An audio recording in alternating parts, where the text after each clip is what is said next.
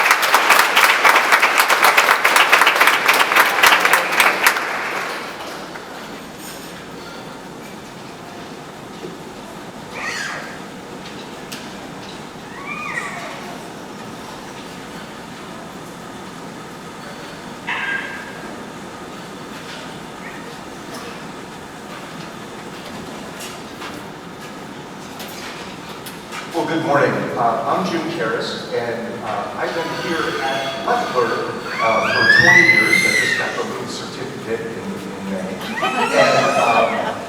But this is, I've been teaching more than 40 years, and I've been doing this camp, I think, for 5. And I teach here at lefler. I teach the 6th grade band, 7th grade band, 8th grade band, jazz band, and 7th and 8th grade strings. Other than that, I don't do anything. The first piece we're gonna play for you is, for me, is gonna be Fa Una Canzona. This fits the camp because the name of the tune translates to either write a song or sing a song. Okay, so I thought that would be, write a song. That's what, that's part of what we do for this camp. This is a well-known late Renaissance madrigal. So it was sung originally, and then Larry Dane wrote it for the contemporary band instruments. We were talking to the students about how many of the instruments weren't even invented when this piece was written. So it was originally written by Orazio Vecchi, and we hope that you enjoy our version of Fa Una Canzona.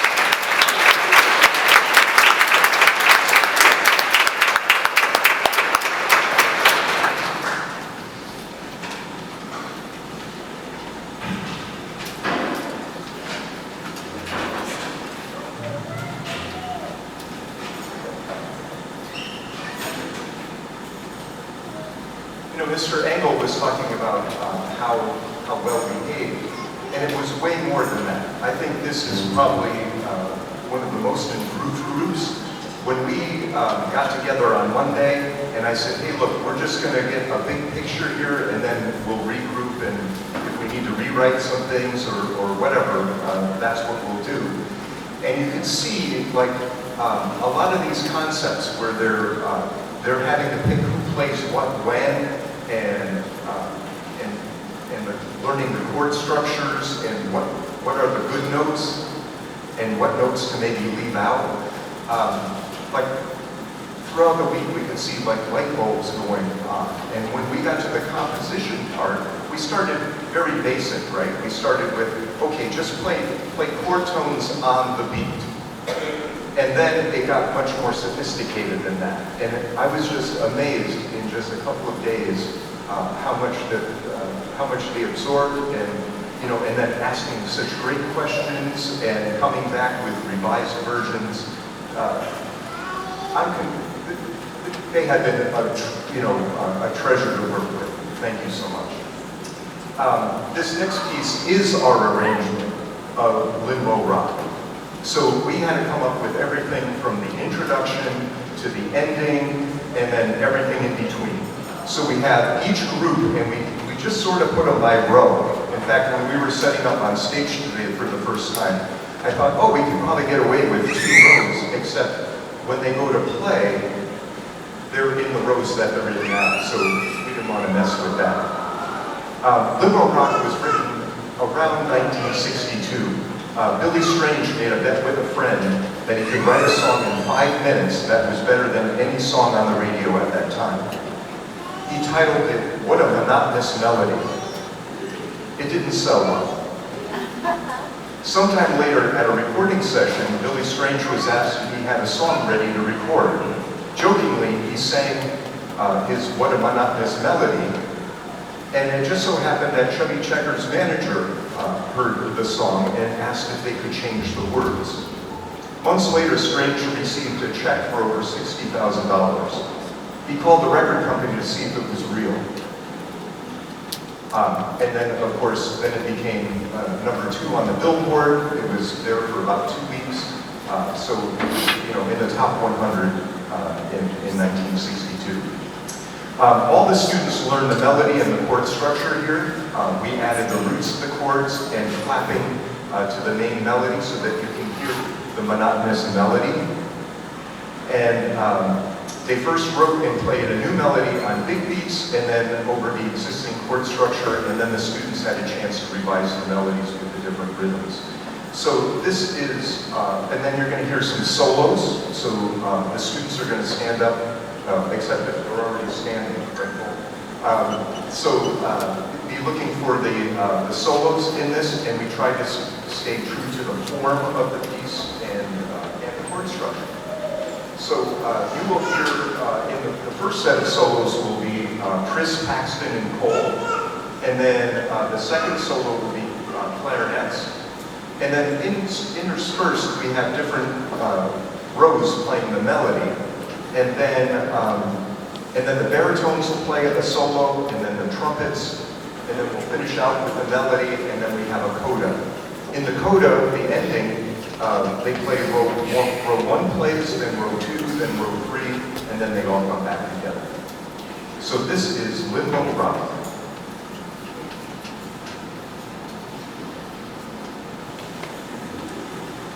Oh, and the ending is the beginning.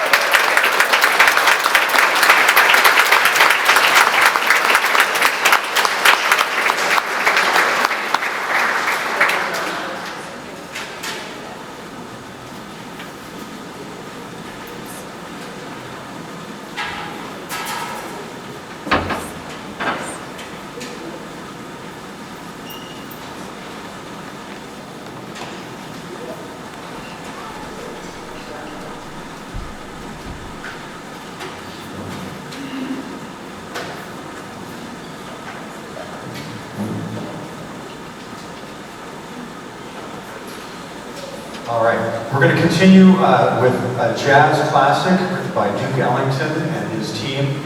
It's called Satin Doll. We're going to play two versions of this for you, and this has been our orchestration project for the week. And this is another one of these assignments and projects that I look forward to doing with the students all year long. I teach elementary strings during the school year, and so it's a fun treat for me to be able to work with band students, and particularly in the jazz genre, which is my real love. And so it's been fun to be able to do this. I enjoy writing music, and I want to pass that joy on to our students. We talked about orchestration this week, and orchestration, a simple definition, would be who plays what when. So orchestration, thinking about which instruments play the melody, which instruments play all the different parts together. We talked about 4 different elements of orchestration. We talked about the melody, which I'm sure you can kind of figure out what that means, the melody of the tune. We talked about comping, which is sort of a jazz term for accompanying, and it's sort of filling out the chord structure of the tune, and then kind of giving some rhythmic interest. We talked about the 2D style, which is what you might think of like a choir doing, a choir singing in harmony with each other. That's kind of what 2D is all about. And then counter melody, which is like a melody that's played over top of the main melody. So we talked about those 4 elements of orchestration. And so I had kind of structured this piece in a way that each instrument had each of those different elements. And what we did collectively as a band is we came up with 2 different orchestrations. So we're going to play the same song twice, but hopefully you'll hear some differences in the orchestration in terms of who's playing what when throughout this piece. So here's our first orchestration of Satin Doll. At the beginning, you're going to hear the melody played by the low brass, then you'll hear the melody played by our treble clef instruments, then in the B section, you'll hear the melody played by our woodwinds, and then finally the melody will be played by our brass. Here's our first orchestration of Satin Doll.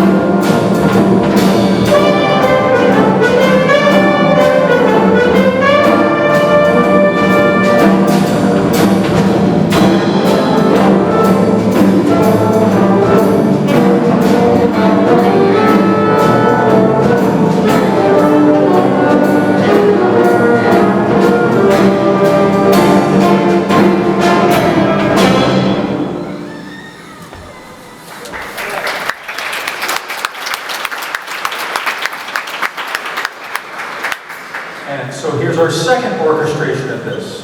Again, we kind of collectively came up with what I hope you might find to be a different orchestration of this. So our clarinets play the melody in the beginning, then the low brass will play the melody, then our trumpets will play the B section, and then our trombone and baritone will play the final melody. So here's our second orchestration of Satin.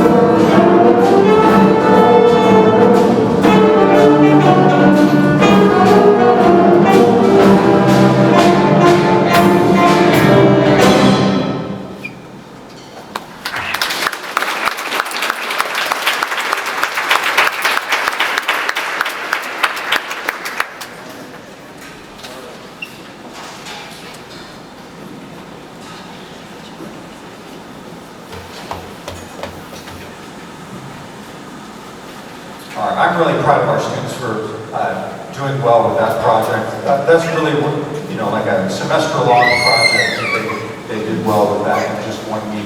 We're going to continue now, or we're going to finish out our program here with a fun song that's called Jammin' with Charlie. One of the things I wish we could do more of, but we got a good introduction to it this week, is jazz improvisation, being able to play improvised jazz solos. We started out by using the blues scale, which is a fun scale to be able to start out with improvising with. And we're going to play Jammin' with Charlie. You're going to hear various solos. You're going to hear solos by Olivia on the baritone. You're going to hear Ella, and you're going to hear Sam and Ella.